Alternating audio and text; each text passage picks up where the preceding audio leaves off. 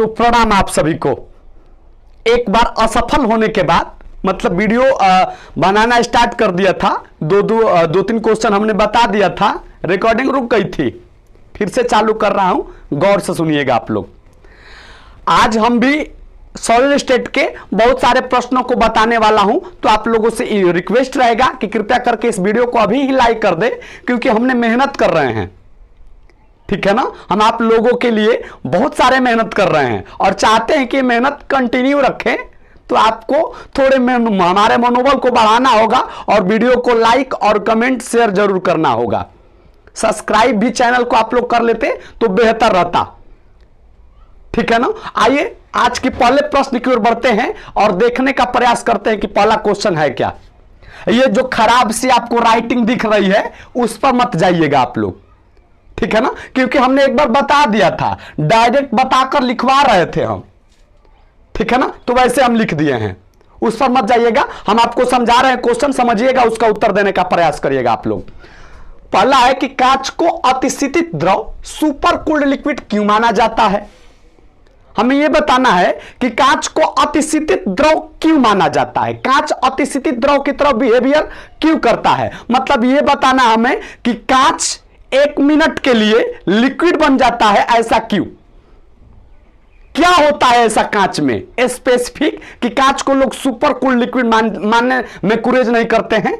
उत्तर क्या देंगे, तो देखिए ना, कांच जो होते हैं एक प्रकार के अक्रिस्टलीय ठोस होते हैं, नॉन क्रिस्टलाइन सॉलिड होते हैं, और नॉन क्रिस्टलाइन सॉलिड का एक प्रमुख गुण यह होता है कि इसमें बहने की प्रवृत्ति होती है, द्रव के समान बहने की प्रवृत्ति होती है। कांच एक प्रकार के अक्रिस्टलीय ठोस होते हैं और अक्रिस्टलीय ठोस का मुख्य गुण, प्रमुख गुण यह होता है कि इसमें द्रव के समान, लिक्विड के समान बहने की प्रवृत्ति होती है। हालांकि यह जो बहाव होता है, द्रव में जैसे बहाव होता है वैसा बहाव नहीं होता है, लेकिन फिर भी बहाव होता है। इसी कारण से कांच को अतिशीतित द्रव माना जाता। उम्मीद करते हैं कि हमारी बातों को आपने समझा होगा। आइए हम आपको लिखकर, जो हमने लिखा हुआ है इसका उत्तर वो पढ़कर सुना रहे हैं। कांच एक प्रकार के अक्रिस्टलीय ठोस होते हैं, नॉन क्रिस्टलाइन सॉलिड होते हैं, और अक्रिस्टलीय ठोसों का यह गुण होता है कि इसमें द्रव के समान बहाव होती है, अर्थात बहने की प्रवृत्ति होती है। हालांकि यह बहाव उतनी तेज गति से नहीं होती है जितनी द्रव में होती है, इसलिए कांच को अतिशीतित द्रव माना जाता। उम्मीद करते हैं हमारी बातों को, हमारी भावनाओं को बढ़िया से समझे होंगे, ठीक है ना। दूसरे क्वेश्चन की ओर बढ़ते हैं। दूसरा क्वेश्चन है, चांदी जो होता है विद्युत का अच्छा सुचालक है क्यों।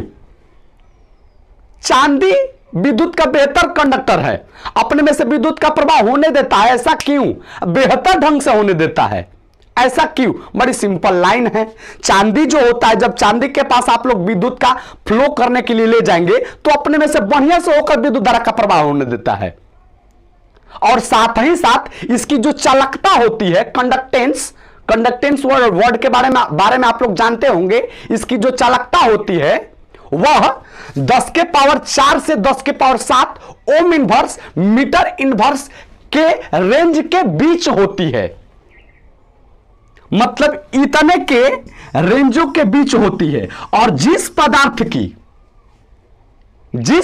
की चालकता 10 के पावर 4 से 10 के power 7 ohm inverse metre inverse के बीच होती है, समझिए कि उससे बेहतर कंडक्टर हो ही नहीं सकता।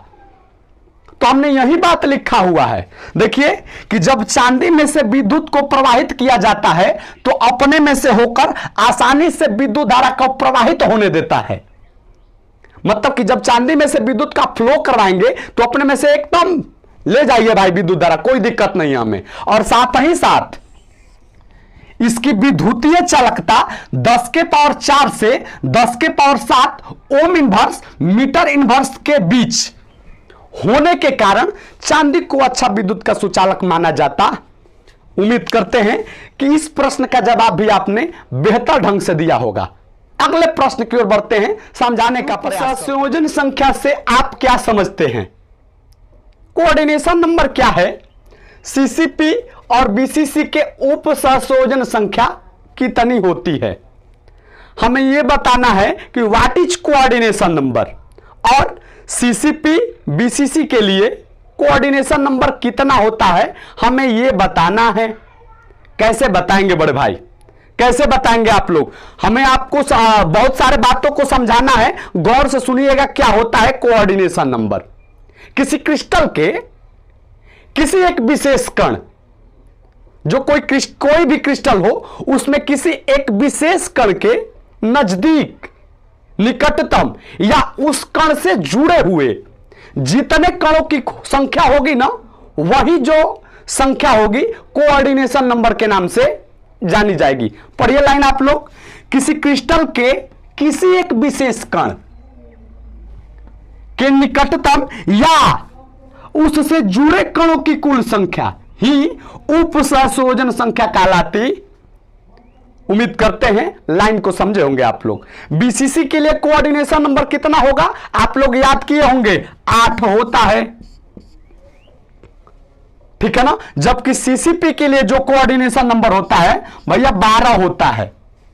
सीसीपी हो गया, एचसीपी हो गया, एफसीसी हो गया, इन तीनों के लिए कोऑर्डिनेशन नंबर जो होता है 12 होता है। उम्मीद करते हैं कि हमारी बातों को आप समझे होंगे। अगले प्रश्न की ओर बढ़ते हैं। बढ़िया प्रश्न है, 2 नंबर का प्रश्न है, न कि 5 नंबर का प्रश्न है। शॉर्टकी और फ्रेंकल दोष में अंतर लिखना है। आपको किसमें अंतर लिखना है भैया? तो एक तो शॉर्टकी दोष और दूसरा होगा फ्रेंकल दोष, ठीक है ना। दोनों में अंतर लिखना है, इसमें भी अंतर लिखना है। दोनों में आपको अंतर लिखकर बताना है कि अंतर क्या लिखेंगे। तो पहले लाइन हमारे देखने से यह होना चाहिए कि जो शॉर्टकी दोष होते हैं जो होते हैं आयनिक ठोस का रिक्ति दोष होते हैं। तो पहले आप लोग इसी लाइन को लिखिएगा कि शॉर्टकी दोष जो होते हैं आयनिक ठोस का रिक्ति दोष होते हैं, जबकि फ्रेंकल दोष जो होते हैं यह आयनिक ठोस का अंतराकाशी दोष होते हैं, ठीक है ना। यह आयनिक ठोस का रिक्तिकी दोष होते हैं, रिक्तिका दोष होते हैं, जबकि वैकेंट डिफेक्ट होते हैं। जबकि फ्रेंकल दोष जो होते हैं यह आयनिक ठोस का अंतराकाशी दोष होते हैं। दूसरा पॉइंट पर लिखेंगे, इसमें किसमें? शॉर्टकी दोष में। इसमें समान संख्या में धनायन और ऋणायन, मतलब पॉजिटिव आयन और नेगेटिव आयन अपने निश्चित स्थिति को छोड़कर बाहर की ओर चले जाते हैं, ठीक है ना। इसमें जो होता है समान संख्या में पॉजिटिव और नेगेटिव अपने निश्चित स्थिति को छोड़कर बाहर की ओर चले जाते हैं और इस प्रकार क्रिस्टल में शॉर्टकी दोष उत्पन्न हो जाता है। तो इसी बात को लिखिएगा। जबकि इसमें जो होता है क्या? इसमें जो धनायन होते हैं अपने निश्चित स्थिति को छोड़कर अंतराकाशीय स्थान में आ जाते हैं और फ्रेंकल दोष उत्पन्न हो जाता। कोई दिक्कत परेशानी? उम्मीद करते हैं बातों को समझ रहे होंगे आप।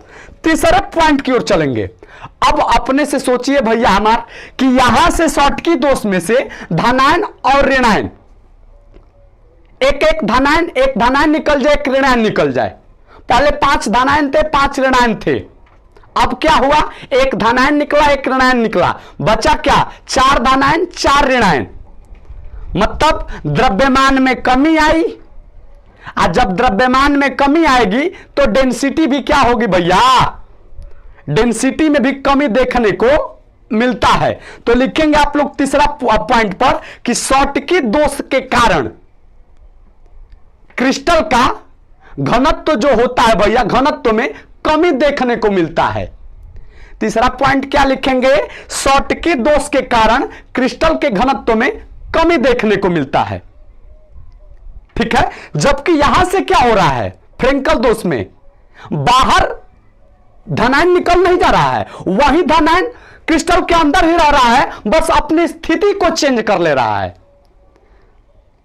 ठीक है ना, तो लिखेंगे हम लोग कि फ्रेंकल दोष के कारण क्रिस्टल के जो घनत्व होते हैं अपरिवर्तित रहते हैं, नो चेंजिंग, मतलब चेंजिंग डेंसिटी में देखने को नहीं मिलता है। ठीक है, अगले पॉइंट, चौथा नंबर भी पॉइंट आप लोग लिख सकते हैं। चौथा नंबर पॉइंट लिखेंगे कि शॉटकी दोष के कारण क्रिस्टल की जो विद्युतीय उदासीनता होती है वह बरकरार रहती है। शॉटकी दोष के कारण क्रिस्टल की जो विद्युतीय उदासीनता रहती है वो बरकरार रहती है। ठीक है ना, जबकि इसके चलते इसकी विद्युतीय जो चालकता होगी वह भैया हमार बरकरार नहीं रहेगी।